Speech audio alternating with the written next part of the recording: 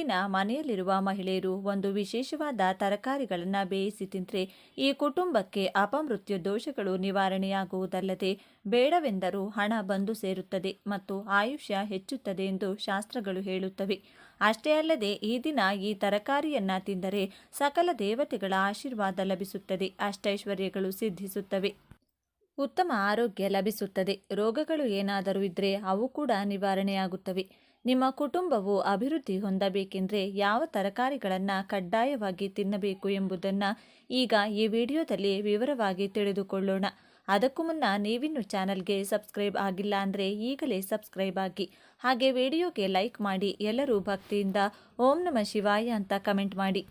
ಈ ಪವಿತ್ರ ದಿನದಂದು ಮನೆಯ ಮಹಿಳೆಯರು ನೆನಪಿಟ್ಟುಕೊಂಡು ಒಂದು ಅದ್ಭುತವಾದ ಪಲ್ಯವನ್ನು ಮಾಡಿದರೆ ನಿಮ್ಮ ದಾರಿದ್ರ್ಯವು ನಾಶವಾಗುತ್ತದೆ, ಅಷ್ಟೈಶ್ವರ್ಯಗಳು ಒಟ್ಟಾಗಿ ಬರುತ್ತವೆ ಎಂದು ಶಾಸ್ತ್ರಗಳಲ್ಲಿ ಹೇಳಿದ್ದಾರೆ. ಆ ಪಲ್ಯ ಯಾವುದೆಂದರೆ ಚಿಕ್ಕುಡಿಕಾಯಿ. ಚಿಕ್ಕುಡಿಕಾಯಿಗೆ ಒಂದು ವಿಶೇಷ ಪ್ರಾಮುಖ್ಯತೆ ಇದೆ. ಮುಖ್ಯವಾಗಿ ಈ ದಿನದಂದು ಚಿಕ್ಕುಡಿಕಾಯಿಯನ್ನು ಬೇಯಿಸಿ ಮನೆಯಲ್ಲಿ ಎಲ್ಲರೂ ತಿಂದರೆ ಆಯುಷ್ಯ ಅದು ವೃದ್ಧಿಸುತ್ತದೆ. ಲಕ್ಷ್ಮೀದೇವಿಯ ಕೃಪೆಗೆ ಪಾತ್ರರಾಗಿ ಧಾನ್ಯಗಳೊಂದಿಗೆ ಕೊರತೆಯಾಗಿರುವುದಿಲ್ಲ. ಆದ್ದರಿಂದ ಇಂದು ಎಲ್ಲರೂ ತಪ್ಪದೆ ಅವರೆಕಾಯಿ ಪಲ್ಯವನ್ನು ಸೇವಿಸಿ. ಯಾವುದಾದರೂ ಒಂದು ರೂಪದಲ್ಲಿ ಅವರೆಕಾಯಿಯನ್ನು ತಿನ್ನಲು ಪ್ರಯತ್ನಿಸಿ. ಪಲ್ಯ, ಹುಳಿ ಅಥವಾ ಅವರೆಕಾಯಿ ಚಟ್ನಿ, ಹೀಗೆ ಯಾವುದಾದರೂ ಒಂದು ರೂಪದಲ್ಲಿ ಅವರೆಕಾಯಿಯನ್ನು ತಿನ್ನಿ. ಗಂಡ ಮತ್ತು ಮಕ್ಕಳಿಗೆ ಹೆಚ್ಚು ಬಡಿಸಿದರೆ ತುಂಬ ಒಳ್ಳೆಯದು, ಆಯುಷ್ಯ ಹೆಚ್ಚುತ್ತದೆ. ಇದರ ಜೊತೆಗೆ ಈ ದಿನದಂದು ಪಪ್ಪಾಯಿ ಕಾಯಿ ಅಥವಾ ಹಣ್ಣನ್ನು ಸೇವಿಸುವುದು ಸಹ ತುಂಬ ಒಳ್ಳೆಯದು. ಇದು ದೇಹಕ್ಕೆ ಶಕ್ತಿಯನ್ನು ನೀಡುವುದಲ್ಲದೆ ಅಕಾಲ ಮರಣದ ದೋಷಗಳನ್ನು ನಿವಾರಿಸುತ್ತದೆ. ಆದ್ದರಿಂದ ಪಪ್ಪಾಯಿಯನ್ನು ಪಲ್ಯದ ರೂಪದಲ್ಲಿ ಅಥವಾ ಪಪ್ಪಾಯಿ ಹಲ್ವ ರೂಪದಲ್ಲಿ ಅಥವಾ ಹಣ್ಣಿನ ಪಪ್ಪಾಯಿ ತುಂಡುಗಳ ರೂಪದಲ್ಲಿ ಯಾವುದಾದರೂ ಒಂದು ರೀತಿಯಲ್ಲಿ ಇಂದು ಪಪ್ಪಾಯಿಯನ್ನು ತೆಗೆದುಕೊಳ್ಳಿ. ಹೀಗೆ ತಿಂದರೆ ಉತ್ತಮ ಫಲಿತಾಂಶ ಸಿಗುತ್ತದೆ, ತುಂಬ ಆರೋಗ್ಯಕರ.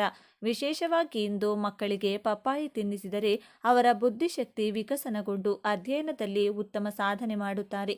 ವಿಶೇಷವಾಗಿ ಗಂಡು ಮಕ್ಕಳನ್ನು ಹೊಂದಿರುವವರು ಇಂದು ಇದನ್ನು ಖಂಡಿತವಾಗಿಯೂ ಬಿಡಬಾರದು. ನೀವು ನಿಮ್ಮ ಮಕ್ಕಳಿಂದ ಪಪ್ಪಾಯಿ ತಿನ್ನಿಸಿ. ಇನ್ನು ಇಂದು ಮಹಿಳೆಯರು ನೆನಪಿನಲ್ಲಿಟ್ಟುಕೊಳ್ಳಬೇಕಾದ ಮತ್ತೊಂದು ಪ್ರಮುಖ ತರಕಾರಿ ಬೆಂಡೆಕಾಯಿ.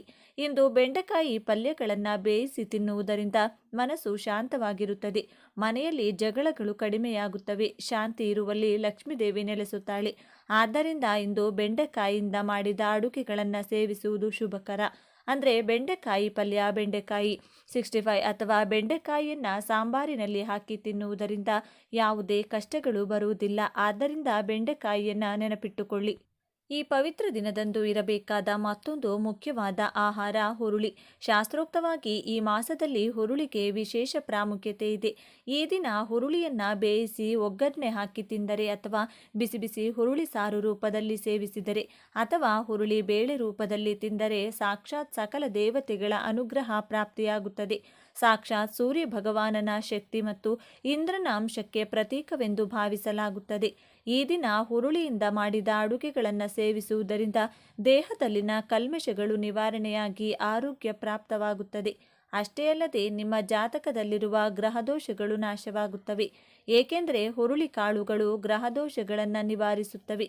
ಮುಖ್ಯವಾಗಿ ಆರ್ಥಿಕ ತೊಂದರೆಗಳಿಂದ ಬಳಲುತ್ತಿರುವವರು ಇಂದು ಹುರುಳಿ ಸಾರು ಮಾಡಿ ತಿನ್ನುವುದರಿಂದ ಮನೆಯಲ್ಲಿ ಸಂಪತ್ತು ವೃದ್ಧಿಯಾಗುತ್ತದೆ, ಲಕ್ಷ್ಮೀದೇವಿಯ ಕೃಪೆ, ಧನ ವೃದ್ಧಿಯಾಗುತ್ತದೆ. ಮಕ್ಕಳಿಗೆ ಇದನ್ನು ತಿನ್ನಿಸಿದರೆ ಅವರಲ್ಲಿ ಜ್ಞಾಪಕ ಶಕ್ತಿ ಹೆಚ್ಚುತ್ತದೆ. ಆದ್ದರಿಂದ ಹುರುಳಿ ಕಾಳುಗಳನ್ನು ಯಾವುದಾದರೂ ಒಂದು ರೂಪದಲ್ಲಿ ನಿಮ್ಮ ಆಹಾರದಲ್ಲಿ ಸೇರಿಸಿಕೊಳ್ಳಿ. ಆರೋಗ್ಯದ ಜೊತೆಗೆ ಅಪಾರ ಸಂಪತ್ತನ್ನು ನಿಮ್ಮದಾಗಿಸಿಕೊಳ್ಳಿ. ಅಲ್ಲದೆ ಈ ದಿನ ಇರಬೇಕಾದ ಮತ್ತೊಂದು ಅದ್ಭುತವಾದ ಪಲ್ಯ ತೋಟದ ಸೊಪ್ಪು.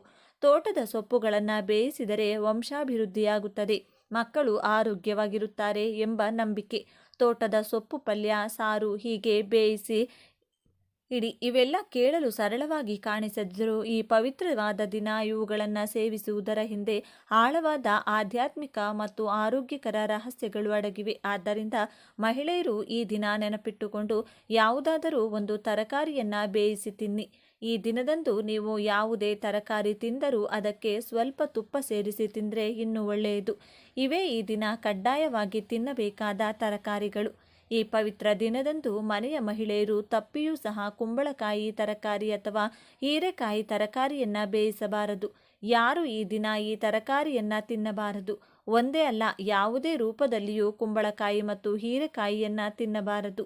ಎಂದು ತಿನ್ನುವುದರಿಂದ ಮನೆಗೆ ಪರಮ ದಾರಿದ್ರ್ಯ ಬರುತ್ತದೆ, ಕಷ್ಟಗಳು ದೂರವಾಗುತ್ತವೆ, ಎದುರಾಗುತ್ತವೆ, ಗಂಡಾಂತರಗಳು ಬರುತ್ತವೆ, ಅನಾರೋಗ್ಯ ಸಮಸ್ಯೆಗಳು ಬರುತ್ತವೆ, ಕೈಯಲ್ಲಿರುವ ಹಣವೆಲ್ಲ ಖರ್ಚಾಗಿ ಹೋಗುತ್ತದೆ, ಭಿಕ್ಷೆ ಬೇಡಿಕೊಂಡು ಸ್ಟೇಷನ್ಗೆ ಹೋಗುತ್ತಾರೆ, ಜೀವನದಲ್ಲಿ ಸುಖ ಎನ್ನುವುದು ಇರುವುದಿಲ್ಲ. ಆದ್ದರಿಂದ ಯಾರು ಕೂಡ ಇಂದು ಕುಂಬಳಕಾಯಿ ಹೀರೆಕಾಯಿ ಪಲ್ಯವನ್ನು ಬೇಯಿಸಬೇಡಿ, ತಿನ್ನಬೇಡಿ.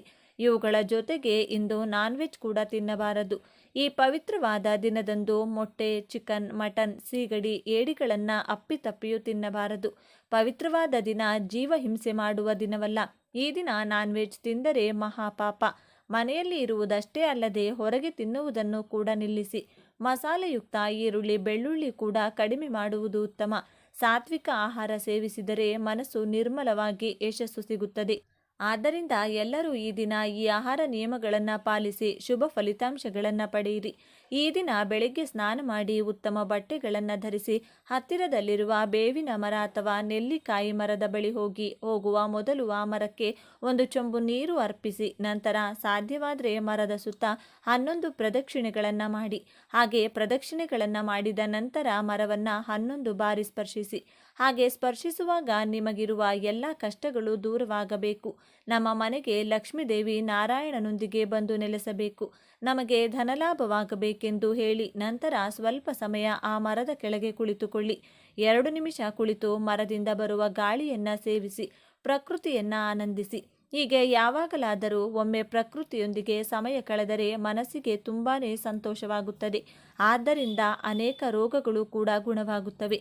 ಮುಖ್ಯವಾಗಿ ಈ ದಿನದಂದು ಬೇವಿನ ಮರವನ್ನು ಸ್ಪರ್ಶಿಸಿದರೆ ಲಕ್ಷ್ಮೀದೇವಿಯ ಅನುಗ್ರಹ, ವಿಷ್ಣು ಮೂರ್ತಿಯ ಅನುಗ್ರಹ ಸಿಗುತ್ತದೆ, ತುಂಬ ಒಳ್ಳೆಯದಾಗುತ್ತದೆ. ಶ್ರೀ ಮಹಾವಿಷ್ಣುವಿನ ಸ್ವರೂಪವೆಂದು ಭಾವಿಸುತ್ತಾರೆ. ನೆಲ್ಲಿಕಾಯಿ ಲಕ್ಷ್ಮೀದೇವಿಗೆ ತುಂಬ ಪ್ರಿಯವಾದದ್ದು. ಈ ಮರವನ್ನು ಶ್ರೀ ಮಹಾವಿಷ್ಣುವಿನ ರೂಪದಲ್ಲಿ ಹೆಚ್ಚಾಗಿ ಪೂಜಿಸುತ್ತಾರೆ. ನೆಲ್ಲಿಕಾಯಿ ಮೇಲೆ ದೀಪ ಹಚ್ಚುವ ಸಂಪ್ರದಾಯವೂ ಇದೆ. ನೆಲ್ಲಿಕಾಯಿ ಮರದಲ್ಲಿ ಅನೇಕ ಔಷಧೀಯ ಗುಣಗಳಿವೆ. ಆಯುರ್ವೇದದಲ್ಲಿ ಬಳಸುವ ಪ್ರಸಿದ್ಧ ಔಷಧವಾದ ತ್ರಿಚಲ ಚೂರ್ಣದಲ್ಲಿ ನೆಲ್ಲಿಕಾಯಿ ಪುಡಿಯು ಒಂದು ಭಾಗವಾಗಿದೆ. ನೆಲ್ಲಿಕಾಯಿ ಮರವನ್ನು ಪೂಜಿಸಿದರೆ ಸಮಸ್ತ ವಿಷ್ಣು ಕ್ಷೇತ್ರಗಳಲ್ಲಿ ವಿಷ್ಣು ಪೂಜೆ ಮಾಡಿದ ಫಲ ಸಿಗುತ್ತದೆ. ನೆಲ್ಲಿಕಾಯಿ ಮರವೆಂದರೆ ವಿಷ್ಣುವಿಗೆ ಮಾತ್ರವಲ್ಲ, ಶಿವನಿಗೂ ಬಹಳ ಇಷ್ಟ. ಲಕ್ಷ್ಮೀದೇವಿ ಭೂಮಿಗೆ ಬಂದಳು. ಆ ಸಮಯದಲ್ಲಿ ಶಿವಕೇಶವರನ್ನ ಪೂಜಿಸಬೇಕೆಂದುಕೊಂಡಳು. ಇಬ್ಬರನ್ನು ಒಂದೇ ಸಮಯದಲ್ಲಿ ಪೂಜಿಸಬೇಕೆಂದುಕೊಂಡಳು ಅವಳು.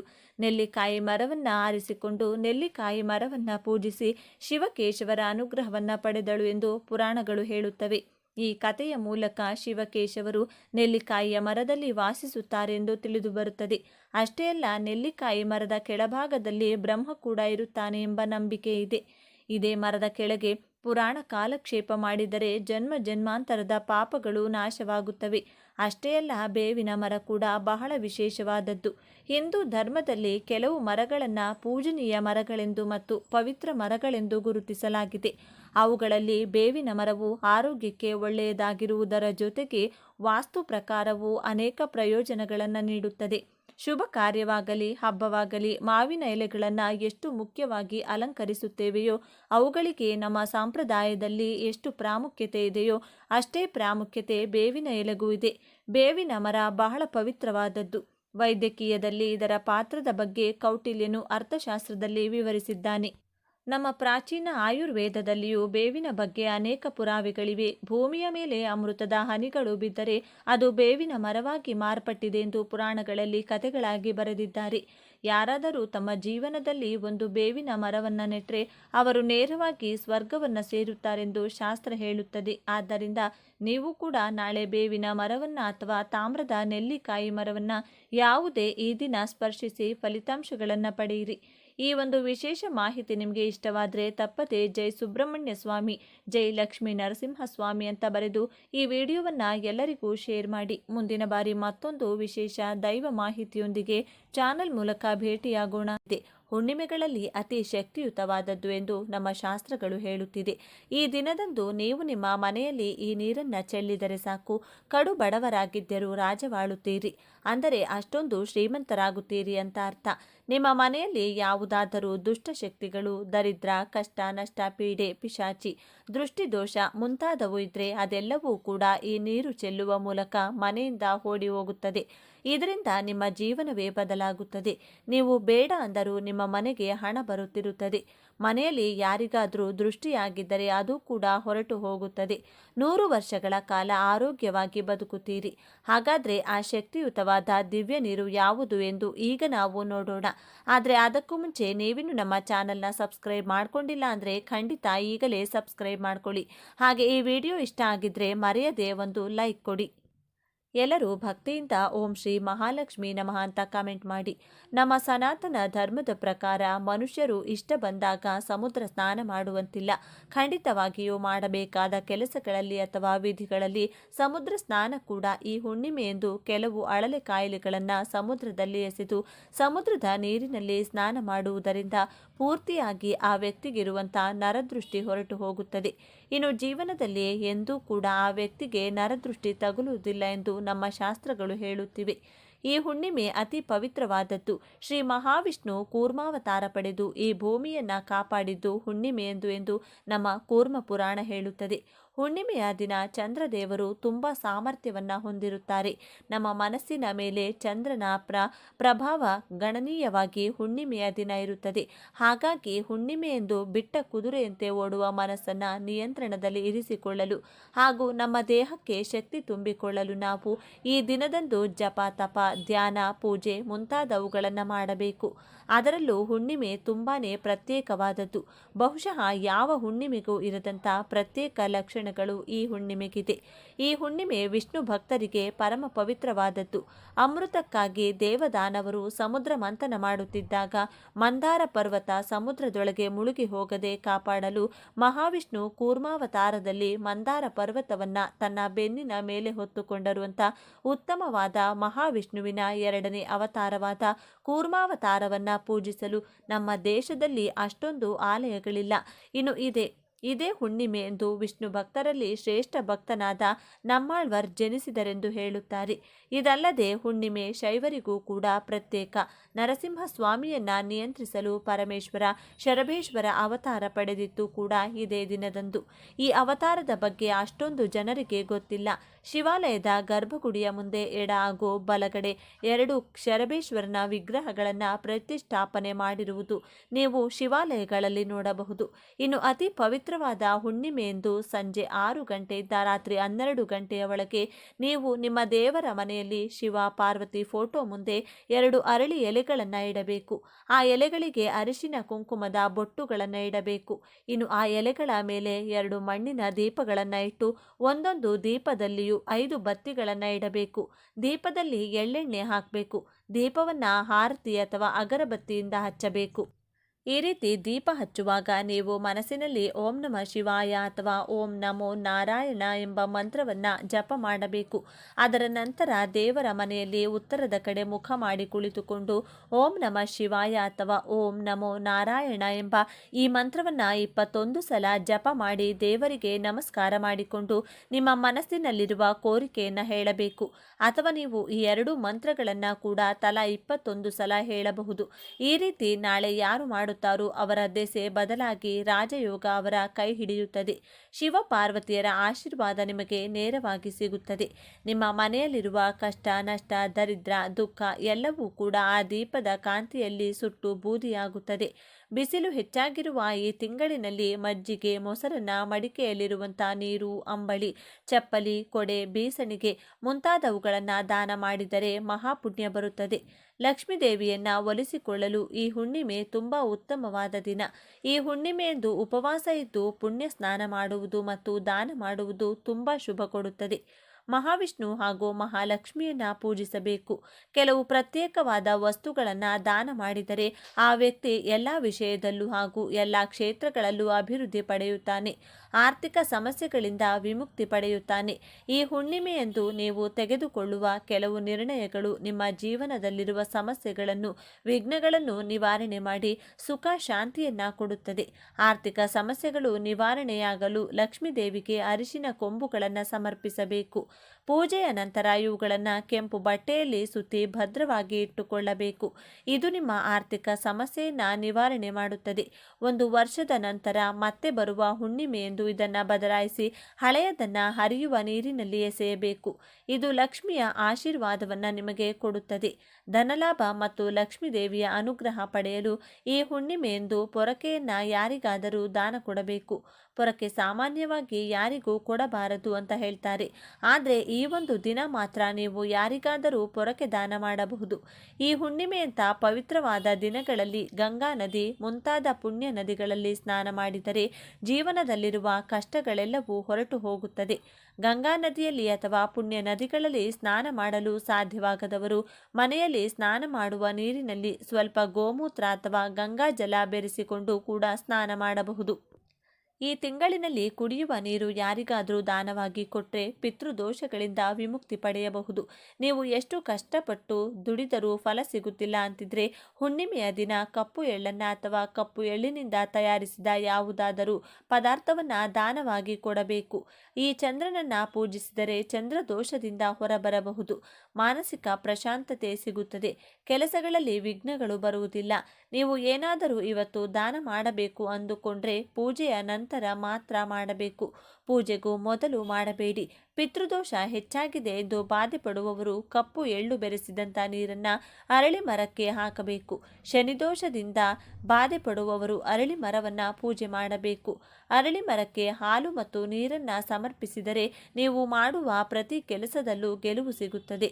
ಸೂರ್ಯೋದಯಕ್ಕೂ ಮುಂಚೆ ಎದ್ದು ಯಾರು ಸ್ನಾನ ಮಾಡುತ್ತಾರೋ ಅವರಿಗೆ ಉತ್ತಮ ಜೀವನ ಪ್ರಾಪ್ತಿಯಾಗುತ್ತದೆ. ಸೂರ್ಯೋದಯಕ್ಕೂ ಮುಂಚೆ ಎದ್ದು ಸ್ನಾನ ಮಾಡಿ ಅರಳಿ ಮರಕ್ಕೆ ಒಂದು ದೊಡ್ಡ ಚೊಂಬಿನ ತುಂಬ ನೀರನ್ನು ಸಮರ್ಪಿಸಿ ಪ್ರದಕ್ಷಿಣೆ ಮಾಡಿದರೆ ನಿಮ್ಮ ಪೂರ್ವಿಕರೆಲ್ಲರೂ ಸಂತೋಷಿಸಿ ನಿಮ್ಮನ್ನು ಆಶೀರ್ವದಿಸುತ್ತಾರೆ. ಇನ್ನು ಅತಿ ಪವಿತ್ರವಾದ ಈ ಹುಣ್ಣಿಮೆಯಂದು ನೀವು ನೆಲ್ಲಿಕಾಯಿ ಗಿಡವನ್ನಾಗಲಿ ಅಥವಾ ಬೇವಿನ ಮರವನ್ನಾಗಲಿ ಮುಟ್ಟಿದರೆ ಸಾಕು, ಜನ್ಮಾಂತರದ ಪಾಪಗಳೆಲ್ಲವೂ ವಿಮುಕ್ತಿಯಾಗುತ್ತದೆ. ಹುಣ್ಣಿಮೆ ಅನ್ನುವುದು ಮಹಾವಿಷ್ಣು, ಮಹಾಲಕ್ಷ್ಮಿ ಮತ್ತು ಮಹಾಶಿವನಿಗೆ ತುಂಬ ಇಷ್ಟವಾದಂತಹ ದಿನ. ನೀವು ನೆಲ್ಲಿಕಾಯಿ ಗಿಡವನ್ನು ಮುಟ್ಟೋದ್ರಿಂದ ನೀವು ನಿಮ್ಮ ಮೈಯಲ್ಲಿರುವ ದೋಷಗಳೆಲ್ಲ ಗಿಡ ಎಳೆದುಕೊಂಡು ಸಕಾರಾತ್ಮಕ ಶಕ್ತಿಯನ್ನು ನಿಮ್ಮ ದೇಹದಲ್ಲಿ ಪ್ರವೇಶ ಮಾಡುತ್ತದೆ. ತ್ರಿಮೂರ್ತಿಗಳ ಆಶೀರ್ವಾದ ಪಡೆದುಕೊಳ್ಳಲು ಬೇವು ಅಥವಾ ನೆಲ್ಲಿಕಾಯಿ ಗಿಡವನ್ನು ಮುಟ್ಟಿ ನಮಸ್ಕಾರ ಮಾಡಿಕೊಳ್ಳಬೇಕು. ಬೇವಿನ ಮರ ಮುಟ್ಟುವುದರಿಂದ ನಿಮಗೆ ಅದೃಷ್ಟ ಒಲಿಯುತ್ತದೆ. ತುಂಬ ವರ್ಷಗಳಿಂದ ನೀವು ಅನುಭವಿಸುತ್ತಿರುವ ಕಷ್ಟಗಳು ನಾಳೆಗೆ ಕೊನೆಯಾಗುತ್ತವೆ. ಇನ್ನು ನೆಲ್ಲಿಕಾಯಿ ಗಿಡದ ಅಥವಾ ಬೇವಿನ ಗಿಡ ಕಾಣಿಸಿದರೆ ಮೊದಲು ಅದಕ್ಕೆ ನೀರು ಹಾಕಿ ಮರದ ಸುತ್ತಲೂ ಪ್ರದಕ್ಷಿಣೆ ಹಾಕಿ ಸ್ವಲ್ಪ ಹೊತ್ತು ಮರದ ಮುಂದೆ ಕುಳಿತುಕೊಂಡು ಓಂ ನಮಃ ಶಿವಾಯ, ಓಂ ನಮೋ ನಾರಾಯಣ ಅಥವಾ 2 ಮಂತ್ರಗಳನ್ನು ಕೂಡ 11 ಅಥವಾ 21 ಸಲ ಹೇಳಿ ಮನೆಗೆ ಬಂದರೆ ನಿಮಗೆ ತುಂಬ ಪ್ರಯೋಜನಗಳು ಸಿಗುತ್ತದೆ. ರಾಜಯೋಗ ಕೂಡ ಬರುತ್ತದೆ. ಇನ್ನು ಅತಿ ಮುಖ್ಯವಾದ ವಿಷಯಕ್ಕೆ ಬಂದರೆ ಈ ನೀರನ್ನು ಯಾರು ಮನೆಯಲ್ಲಿ ಚೆಲ್ಲುತ್ತಾರೋ ಅವರಿಗೆ ಬರುವಂಥ ಅದೃಷ್ಟ ಮಾತಿನಲ್ಲಿ ವರ್ಣಿಸಲು ಸಾಲುವುದಿಲ್ಲ. ರಾಜಯೋಗ, ಲಕ್ಷ್ಮಿ ಯೋಗ, ಧನಯೋಗ ಈ ರೀತಿ ಬೇಕಾದಷ್ಟು ಯೋಗಗಳು ನಿಮ್ಮ ಸ್ವಂತವಾಗುತ್ತವೆ. ಈ ನೀರನ್ನು ಸಂಜೆ 6 ಗಂಟೆಯಿಂದ ರಾತ್ರಿ 12 ಗಂಟೆಗೆ ಮಧ್ಯದಲ್ಲಿ ಚೆಲ್ಲಬೇಕು. ಇನ್ನು ಈ ನೀರು ತಯಾರಿಸಲು ತಾಮ್ರದ ಪಾತ್ರೆ ಅಥವಾ ಬೆಳ್ಳಿ ಪಾತ್ರೆ ಉಪಯೋಗಿಸಬೇಕು. ಪಾತ್ರೆಯಲ್ಲಿ ಬೇಕಾದಷ್ಟು ನೀರನ್ನು ತೆಗೆದುಕೊಂಡು ಸ್ವಲ್ಪ ಅರಿಶಿನ, ಸ್ವಲ್ಪ ಗಂಗಾಜಲ, ಕರ್ಪೂರದ ಬಿಳ್ಳೆಯನ್ನು ಕುಟ್ಟಿ ಹಾಕಿ ಸ್ವಲ್ಪ ಬೇವಿನ ಎಲೆ ಹಾಗೂ ತುಳಸಿ ಎಲೆ ಕುಟ್ಟಿ ಮಾಡಿದಂತಹ ಪೇಸ್ಟ್ ಇವಿಷ್ಟು ನೀರಿನಲ್ಲಿ ಚೆನ್ನಾಗಿ ಬೆರೆಸಿಕೊಳ್ಳಬೇಕು. ಬಳಿಕ ಆ ನೀರನ್ನು ಬೇವಿನ ಎಲೆಗಳ ಸಹಾಯದಿಂದ ಮನೆಯಲ್ಲಿ ಪ್ರತಿ ಜಾಗದಲ್ಲೂ ಯಾವ ಮೂಲೆ ಕೂಡ ಬಿಡದಂತೆ ಎಲ್ಲ ಕಡೆ ಚಿಮುಕಿಸುತ್ತಾ ಬನ್ನಿ. ನೆಲದ ಮೇಲೆ, ಕಬೋರ್ಡ್ಗಳ ಒಳಗೆ, ಬಾತ್ರೂಮ್ ಒಳಗೆ, ಮನೆಯಲ್ಲಿ ಸೈಕಲ್, ಬೈಕ್, ಕಾರ್ ಮುಂತಾದ ವಾಹನಗಳಿದ್ರೆ ಅದರ ಮೇಲೆ ಮತ್ತು ಗೋಡೆಗಳ ಮೇಲೂ ಕೂಡ ಚಿಮುಕಿಸಬೇಕು. ಕೊನೆಯಲ್ಲಿ ಉಳಿದ ನೀರನ್ನು ಬಾಗಿಲ ಹೊರಗಡೆ ನಿಂತುಕೊಂಡು ಮನೆಗೆ ದೃಷ್ಟಿ ತೆಗೆದು ಆ ನೀರನ್ನು ನಿಮ್ಮ ಹೊಸಲಿನ ಮೇಲೆ ಚೆಲ್ಲಬೇಕು. ಹೊಸಲು ಇಲ್ಲದಿದ್ದರೆ ಮನೆ ಮುಂದೆ ಚೆಲ್ಲಿದರೂ ಸರಿ ಹೋಗುತ್ತದೆ. ಈ ಪರಿಹಾರವನ್ನು ನೀವು ಪೂಜೆಯ ನಂತರ ಮಾತ್ರವೇ ಮಾಡಬೇಕು. ರಾತ್ರಿ 12 ಗಂಟೆ ಒಳಗಡೆ ಮಾಡಬೇಕು. ನೀವು ಈ ನೀರನ್ನು ದೇವರ ಮನೆಯಲ್ಲಿಟ್ಟು ಮೊದಲು ಪೂಜೆ ಮಾಡಿ ಪೂಜೆ ಮುಗಿದ ಬಳಿಕ ಆ ನೀರಿನಿಂದ ನಾನು ಹೇಳಿದಂತೆ ಮಾಡಬೇಕು. ಈ ರೀತಿ ಮಾಡಿದರೆ ನಿಮ್ಮ ಮನೆಯ ಯಾವ ಮೂಲೆಯಲ್ಲೂ ಕೂಡ ನಕಾರಾತ್ಮಕ ಶಕ್ತಿಯಾಗಲಿ, ದರಿದ್ರ ದೇವತೆಯಾಗಲಿ, ನರದೃಷ್ಟಿ, ಕಣ್ಣು ದೃಷ್ಟಿ ದೋಷಗಳು ಯಾವುದೂ ಕೂಡ ಇರುವುದಿಲ್ಲ. ಎಲ್ಲ ದರಿದ್ರ ದೇವತೆಗಳು ಮನೆಯಲ್ಲಿ ಸಂತೋಷವಾಗಿ ಕಾಲಿಡುತ್ತಾರೆ. ಈ ಹುಣ್ಣಿಮೆಯಂದು ತಪ್ಪದೆ ಬಾಗಿಲಿನಿಂದ ಈ ಮುಂದೆ 2 ದೀಪಗಳನ್ನು ಹಚ್ಚಿಡಿ. ನಾವು ಈ ಪರಿಹಾರ ಮಾಡುತ್ತಿರುವುದರಿಂದ ಮಹಾಲಕ್ಷ್ಮಿ ನಿಮಗೆ ಮನೆಗೆ ಕಾಲಿಡುತ್ತಾಳೆ. ಒಮ್ಮೆ ಮಹಾಲಕ್ಷ್ಮಿ ಮನೆಗೆ ಬಂದರೆ ಇನ್ನು ನಿಮ್ಮ ಕುಟುಂಬದಲ್ಲಿ ಯಾವ ಕಷ್ಟ ನಷ್ಟ, ದರಿದ್ರ, ದುಃಖ, ಅನಾರೋಗ್ಯ ಇರುವುದಿಲ್ಲ. ಜೀವನದಲ್ಲಿ ಬರೀ ಸುಖ ಮಾತ್ರ ಮನೆ ಮಾಡಿಕೊಳ್ಳುತ್ತದೆ. ನೋಡಿದ್ರಲ್ಲ ಸ್ನೇಹಿತರೆ, ಸಿಂಪಲ್ ಆಗಿ ಮಾಡುವಂಥ ಈ ಪರಿಹಾರವನ್ನು ನಾಳೆ ತಪ್ಪದೆ ಎಲ್ಲ ಗೃಹಿಣಿಯರು ಕೂಡ ಮನೆಯಲ್ಲಿ ಮಾಡಿಕೊಂಡು ಇದರ ಉಪಯೋಗವನ್ನು ಪಡೆದುಕೊಳ್ಳಿ. ಈ ವಿಡಿಯೋ ನಿಮಗೆ ಇಷ್ಟ ಆಗಿದ್ರೆ ಲೈಕ್ ಮಾಡಿ, ಶೇರ್ ಮಾಡಿ. ಇಂಥ ಹೆಚ್ಚಿನ ಉತ್ತಮ ಮಾಹಿತಿಗಳಿಗಾಗಿ ತಪ್ಪದೆ ನಮ್ಮ ಚಾನೆಲ್ನ ಸಬ್ಸ್ಕ್ರೈಬ್ ಮಾಡಿಕೊಳ್ಳಿ. ನಾಳೆ ಮತ್ತೊಂದು ವಿಡಿಯೋದೊಂದಿಗೆ ಪುನಃ ಭೇಟಿಯಾಗೋಣ. ಧನ್ಯವಾದಗಳು.